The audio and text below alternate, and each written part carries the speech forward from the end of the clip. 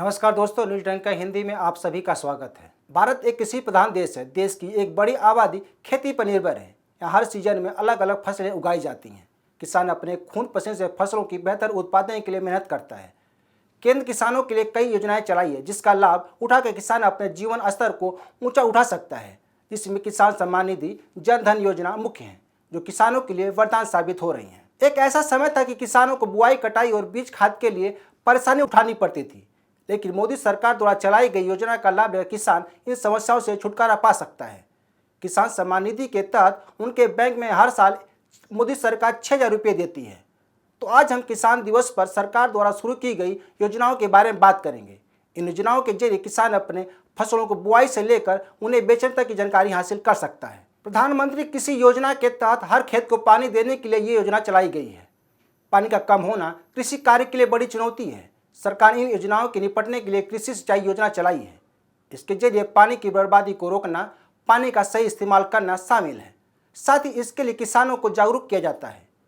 इन दिनों पानी की बढ़ती कमी के कारण सरकार बूंद बूंद सिंचाई मॉडल, टपक विधि, फव्वारा द्वारा सिंचाई करने के लिए प्रेरित कर रही है। साथ ही सरकार तकनीकी उपकरण खरीदने के लिए भी किसानों को सुविधा दे रही है। आपने देखा होगा कि खेती किसानी में बुआई से लेकर फसलों की बिक्री तक किसानों को बहुत पैसे खर्च हो जाते हैं। कई बार ऐसा होता है कि किसानों के पास पैसे नहीं होते हैं। ऐसे में किसान खेती करना छोड़ देते हैं। इस समस्या को देखते हुए सरकार किसान क्रेडिट कार्ड योजना चलाई है। इस योजना के तहत किसानों को सस्ती ब्याज दरों पर लोन दिया जाता है। इस योजना के तहत किसानों को 60 टर्म लोन दिया जाता है।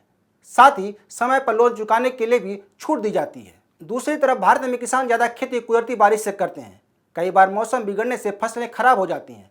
प्राकृतिक आपदा के अलावा कीटों से भी फसलों को नुकसान होता है। इस तरह की समस्याओं से निपटने के लिए सरकार ने प्रधानमंत्री फसल बीमा योजना चलाई है। इस योजना के तहत किसान अपनी फसल का बीमा करा सकते हैं। इस योजना के केंद्र और राज्य सरकारें योगदान देती हैं। अगर प्राकृतिक आपदाओं से फसलों को नुकसान हुआ तो किसान 72 घंटे के अंदर बीमा कंपनी को सूचना दे सकता है।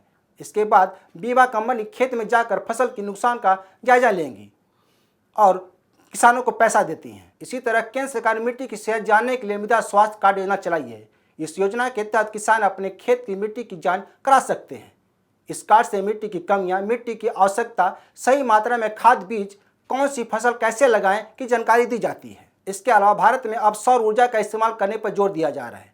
इससे बिजली की बचत होती है। साथ ही सौर ऊर्जा से बिजली पैदा करने अच्छा कमाया भी जा सकता है।